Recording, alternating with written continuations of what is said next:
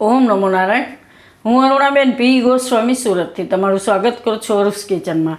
તો આજે આપણે બનાવશું બેંગન ફ્રાઈડ રાઈસ. તો એના હારું આપણે જોઈએ ભાત. તો આ આપણે બનાવેલા ભાત છે, 2 કપ જેટલા છે. તો આપણે ઘણીવાર કેવું થાય કે ભાત વધ્યા હોય તો બપોરના ભાત વધ્યા હોય તો તમે આ રીતે બનાવી શકો એમ. અને બીજું જોઈએ રીંગણા. તો આ રીંગણા લીધા છે આપણે 4 થી 5 આ રીતના ગુલાબી, કોઈ પણ રીંગણા તમે નાખી શકો એમ. અને મસાલામાં નોર્મલ બેસિક મસાલા જો હે આપણે રાઈ જીરું, હિંગ, હળદર, ધાણા જીરું બધું. લાલ મરચું તમે નાખો હોય તો નાખો, નહીં તો સ્કીપ કરી શકો. આપણે લીલું મરચું જ નાખશું. તો 1 લીલું મરચું મોટું આ રીતનું આપણે સુધારીને લીધું, ગોળ ગોળ. અને આ થોડુંક તીખું હતું. અને લસણ તો 4 થી 5 કળી લસણ આપણે આ રીતે સુધારીને લીધું. 1 ટમેટું લીધું છે. થોડીક લીલી ડુંગળી આપણે 2 થી 3 આ રીતે સુધારીને લીધી. લીલા ધાણા લીધા છે અને થોડાક લીલી ડુંગળીના પાન લીધા છે, એને ઉપરથી નાખશું. અને થોડોક આપણે અડધી ચમચી જેટલો લીધો છે કિચન કિંગ મસાલો. મીઠું જોહે સ્વાદ પ્રમાણે, અને આપણે તેલ જોહે. બસ આટલી વસ્તુ જ જોહે એમ.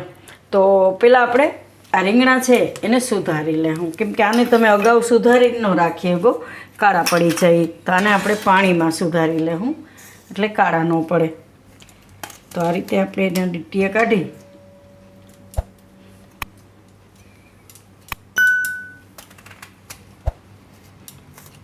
આ રીતના રીંગણા મસ્ત લાગે એમ.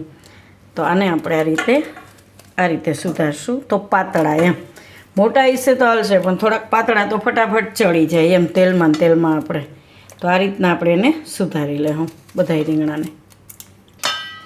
તો બધાય આપણે રીંગણા આ રીતના સુધારી લીધા. હવે આપણે તેલ ગરમ મૂકી દઉં. તો આ કઢાઈ લીધી છે, ગેસ ચાલુ કરશું.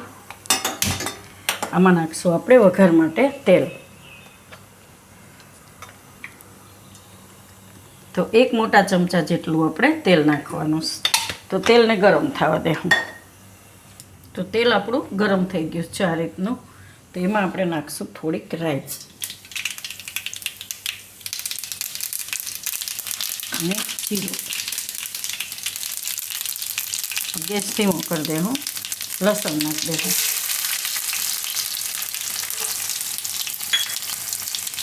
અને મરચાં.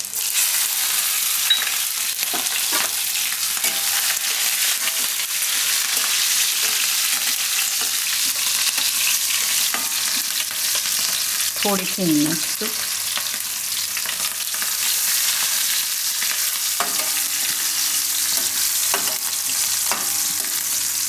એમાં ડુંગળી નાખી દઉં લીલી.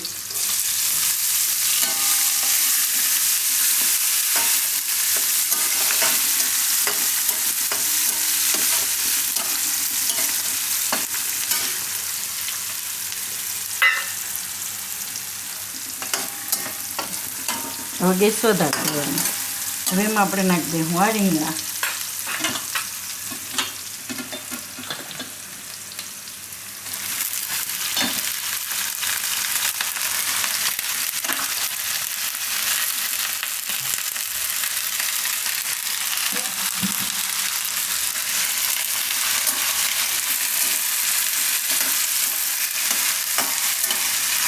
થોડીક વાર આને તેલમાં પાકવા દઈશું. વચ્ચે હલાવતા રહે. તો રીંગણા આપણે થોડીક વાર પકાવ્યા, 2 મિનિટ જેવું. તો જો થોડા પોચા પડવા માંડ્યા આ રીતના. એનો કલર ચેન્જ થઈ ગયો તેલમાં પાકે એટલે આ રીતના. બહુ વાર નહીં લાગે અને તેલમાં પાકતા. હવે એને મીઠું નાખી દેવું થોડુંક.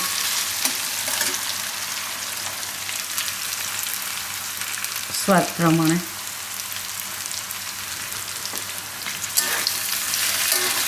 હજી આને 2 મિનિટ પકાવી લઈશું. તો રીંગણા આપણે હવે આ રીતે પોચા પડવા માંડ્યા, જો ભાંગવા માંડે આ રીતના, એવા પકાવી લેવાના. જો આ એક મેં કાઢીને જોઈ લીધું, ચમચીથી ભાંગીએ તો ભાંગી જાય. આ રીતનું પકાવી લેવાનું. હવે એમાં બીજા મસાલા આપણે નાખી દેવું. તો ટમેટાં નાખી દેવું. તો ટમેટાં નાખીને થોડી વાર પાકશે એટલે થોડીક એમાં હળદર નાખશું, થોડુંક ધાણા જીરું,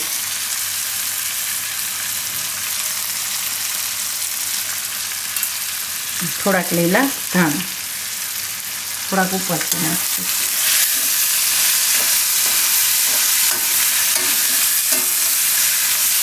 જેને રીંગણા ભાવતા છે ને એને આ બહુ ભાવતા એમ.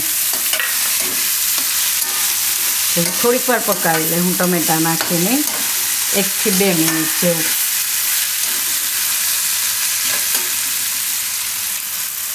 તો ટમેટાં નાખીને આપણે થોડીક વાર પકાવી લીધું. હવે આપણે એમાં મસાલો નાખી દઉં, કિચન કિંગ મસાલો આપણે લીધો.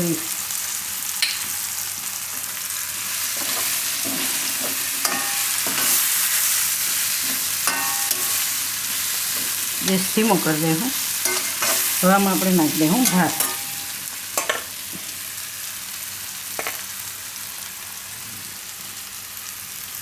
ભાત અગાઉ બનાવેલા હોય ને એટલે ઠંડા હોય એટલે એકદમ સરસ મિક્સ થાય અને ભાંગે નહીં.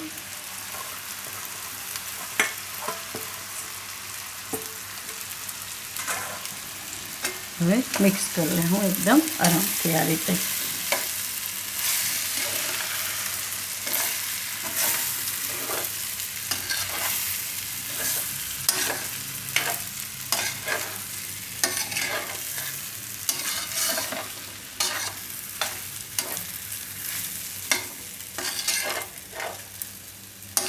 એકદમ આરામથી મિક્સ કરવાના.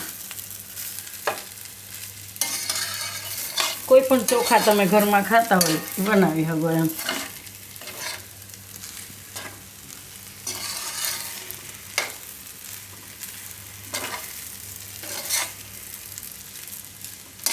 ઉપરથી આપણે આ ડુંગળીના પાન નાખી દઉં, થોડાક લીલા ધાણા.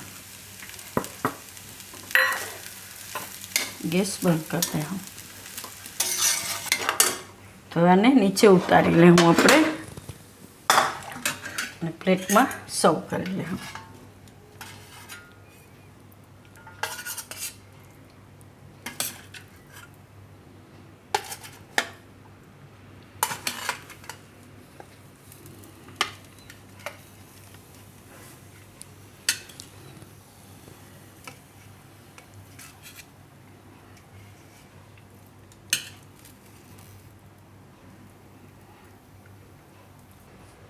તો તૈયાર છે આપણા બેંગન ફ્રાઈડ રાઈસ.